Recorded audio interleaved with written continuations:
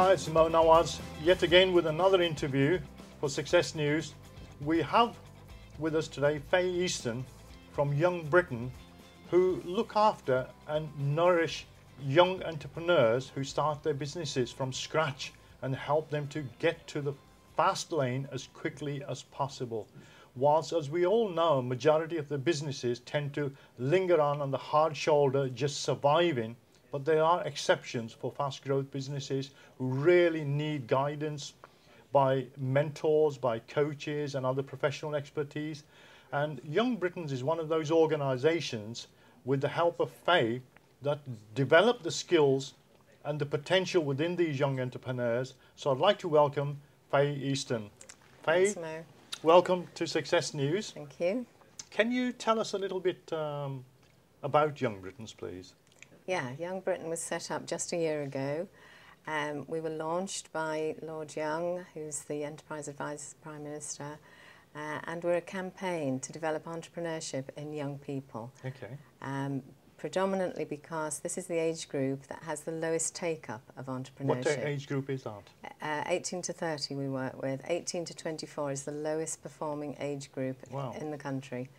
And yet they're the ones where the timing is perfect, they're free of commitment at that stage, they're full of ambition, they don't have the inhibition. Are these graduates or are they school leavers? Both. Okay. Both, about 50-50 that we're dealing with at the moment. Okay. And how do they approach you, or do you sort of run programs in there to try and bring them into some sort of means of bringing them into awareness for the businesses, or are these people that are already seeking to set up businesses? Social media is a very good channel for us to reach these young people. At the moment, we're overperforming on numbers, so we're getting a lot of demand. And we're getting the demand from people who can't find this kind of support anywhere else. Okay, take a hypothetical situation. You've got two individuals, both with the same sort of experiences, both with the same background. One decides to come to Young Britons and the other one goes it alone. What is the difference? Can you explain to the audience? I can, yes. There are three factors with any business, and you need help, you need people, and you need self-belief. And the money comes along with that as well. Okay. So being in business in isolation is doomed. And every successful entrepreneur, I'm sure, that you've ever interviewed has accepted that it's not just a one-person pursuit. So the going alone and the one-man band need people around them. They need advice, they need training, they need guidance. And initially, they do need that confidence building so that they actually believe they can do it. Okay. And the sort of experiences that they gain, is that over a period of time, or is that within a short span of time that they pick up on? It's a very short span of time. Okay. And that's what's been quite astonishing. That we've learnt that over the first year of the programme, that we can probably take somebody from start into growth in a matter of weeks. Okay. And what sort of programmes that are outside of the Young Britons that they participate in, or is it all within the Young Britons sort of hand-holding exercise and coaching and mentoring? It is very much within the programme. We try not to be too prescriptive, so that they do have to stand on their own. They do have to make the effort, because the energy and determination comes from within them, not something we can provide. So what percentage would you say of the people that actually turn up to your doorstep with the intention of setting their business up actually go through after yourself or one of your counsellors have spoken to them at the end of the day to continue setting their business up? About 80%, but that's not all high growth.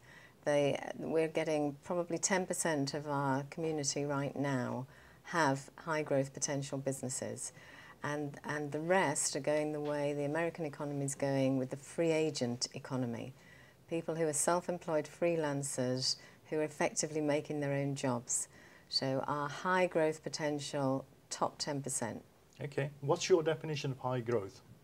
A business that can go from a standing start into probably a six-figure turnover within 12 months. Within 12 months? Wow, that's some achievement to achieve. That's very good. Is there any particular age range, are they, or these graduates again? We tend to find, apart from the odd exception, which will be a teenager, that the kind of optimum age is about 21, 22. Okay, okay. Is it more product orientated or service businesses? Which do you see the growth in at the moment? There's an even split. What has surprised us is the amount of invention and small manufacturing potential businesses coming through this age group. Wow, the manufacturers. Yeah, small manufacturing, quite interesting. Are these niche areas that they've actually absolutely niche? Absolutely, yeah. Fantastic, fantastic. And yet, most of us believe that manufacturing's now all gone abroad, and we're just a nation of shopkeepers, which no longer exists, I suppose, now. No, well, our nation of shopkeepers are all online, aren't they? Not so much on the high street. But yeah, it's heartening to see the skills across this age group. We're seeing are phenomenal.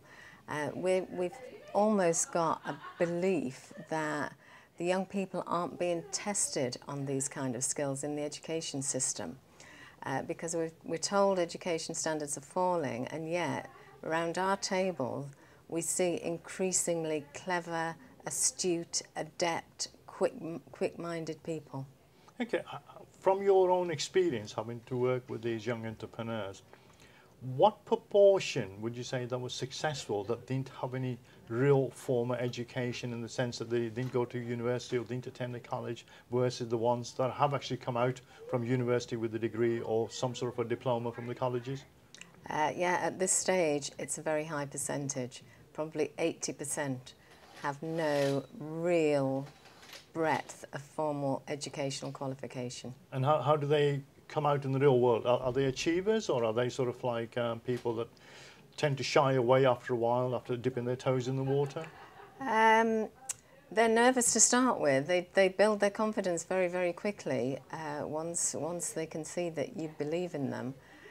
We do get a percentage of people who find this isn't for them. Okay. Because for entrepreneurship, your energy levels have to be more or less invincible. You have to be an optimist, and you have to take on areas that are out of your comfort zone, and that's not suited to every single person we see. What percentage do you find, or overall, out of the people that you take on lack confidence in themselves? That personally, with the people we've experienced and interviewed, there's an awful lot of people out there lacking confidence within themselves.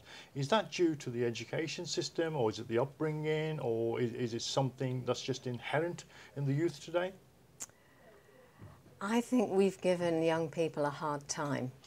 I think we're very critical of our young people. As a nation, I don't think we praise their achievements enough. And I think they've suffered from that.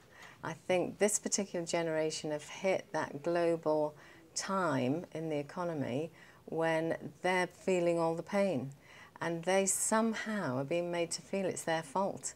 It's not their fault, it's the structure of the global economic situation. But they feel that. They feel they have somehow failed because they haven't got a top flying job. Okay. So the confidence lack certainly seems to stem from that kind of societal So how do you build their confidence? How do you build their self-esteem up when they come to you with an idea that they're not even certain themselves whether the idea is going to be marketable or not? We tend to put them in a peer group with people of their own ages, as well as a few of us not their ages. And we just talk about their idea and their product and their concepts. And it's probably the first time they've encountered a forum where people are actually supportive. And they say, this has given me such great confidence to think you believe in what I'm going to do. Fay, would it be okay if we have get the cameras to follow us around, see how the sort of progress these young entrepreneurs are making? Yeah, absolutely. Okay. More than welcome. Great. We'll have a walk around and see what we can find for ourselves.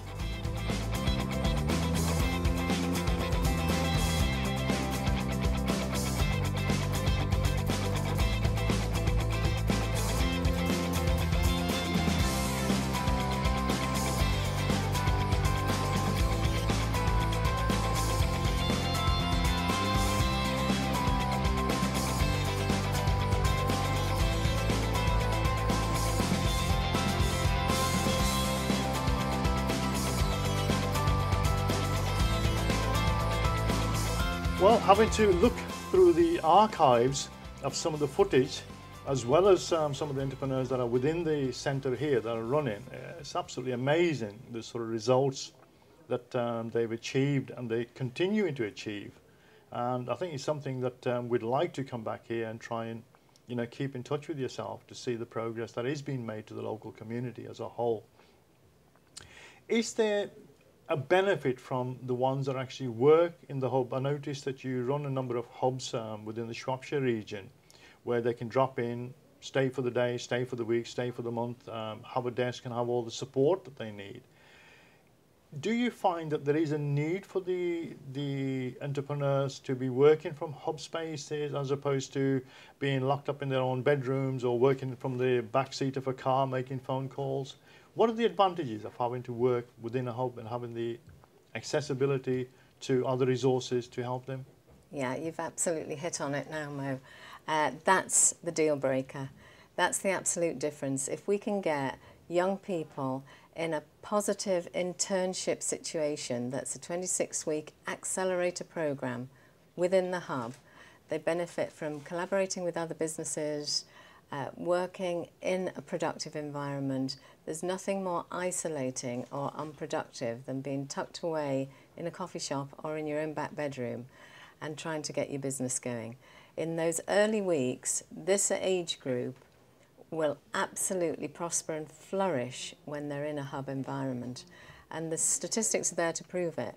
If you can get a business on an accelerator program, they can convert the 75% failure rate into a 95% success rate across the formation period of that business. That's fantastic. That's some fantastic numbers there at the end of the day. Right. If people want to get further information about Young Britain, how can they get in touch with yourself or within the Young Britain program to participate in running their business? Well, they can register online at youngbritain.com, email me, fay@youngbritain.com. Our phone numbers are all on the website, and we more or less man these responses 24/7. That's great. Thank you very much for the time, Fay, and I really enjoyed actually walking around here, seeing the young entrepreneurs making progress in leaps and bounds. Thanks. We look forward to coming back once more and see how the progress that they're achieving. Absolute pleasure. That's great. Thank you.